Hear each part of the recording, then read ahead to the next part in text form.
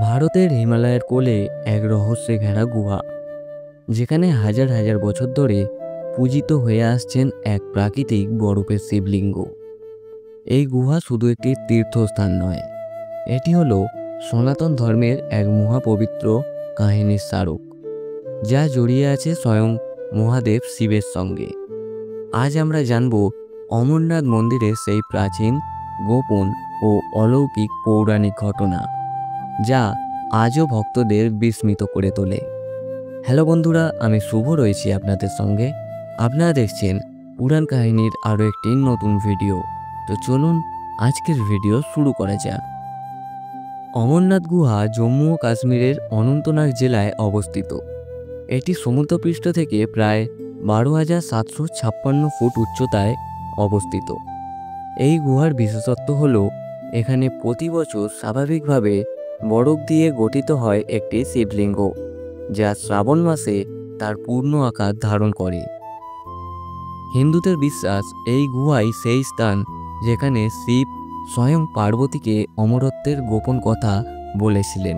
পুরাণ অনুসারে একদিন মা পার্বতী দেবাদিদেব মহাদেবকে প্রশ্ন করেছিলেন, হে প্রভু, আপনি চিরকাল জীবিত, মৃত্যুহীন, আপনার এই অমরত্বের রহস্য কী?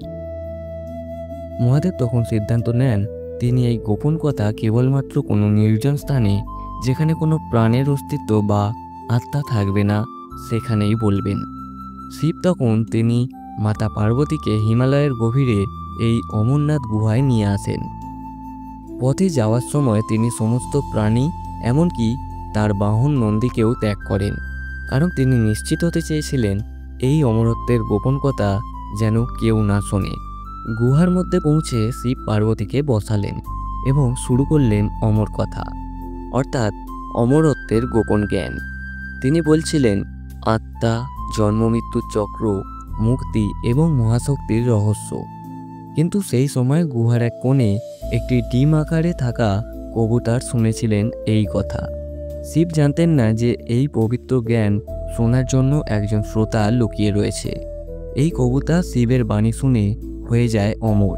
এমনকি আজও কিছু তীর্থযাত্রী দাবি করেন তারা গুহার চারপাশে এক অদ্ভুত কবুতর বা পায়রা দেখতে পান, যে গুহার মধ্যেই থাকে এবং বাইরে কখনো কখনো উড়ে যায়।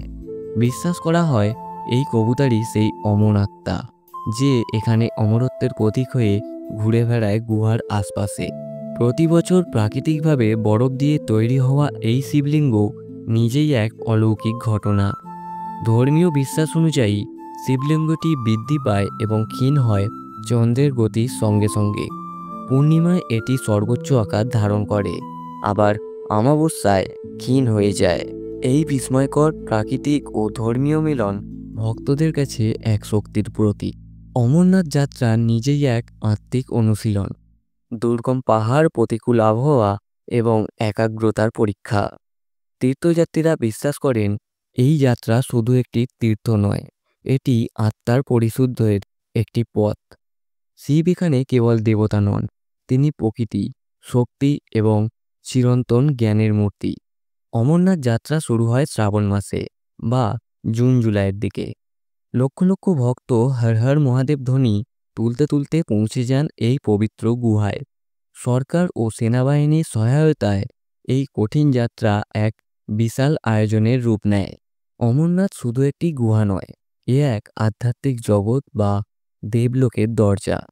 হাজার হাজার বছর ধরে এই স্থান ভক্তদের কাছে অমরত্বের প্রতীক হয়ে রয়েছে।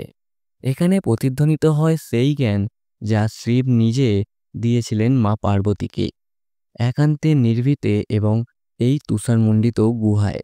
আজও আপনি যদি চোখ বন্ধ করে অমরনাথ গুহায় বসেন, শুনতে পাবেন সেই মহাশক্তির শব্দ, যেখানে নেই কোনো লোভ, মোহ বা মৃত্যু, কেবল চিরন্তন অস্তিত্ব। তো এই ছিল যুগ যুগ ধরে বয়ে নিয়ে চলা অমরনাথ গুহার রহস্যজনক ঘটনা। ভিডিওটি ভালো লাগলে লাইক করবেন। আপনারা কারা কারা অমরনাথ যাত্রা করেছেন অথবা ভবিষ্যতে করতে চান, অবশ্যই কমেন্ট বক্সে কমেন্ট করে জানাতে ভুলবেন না।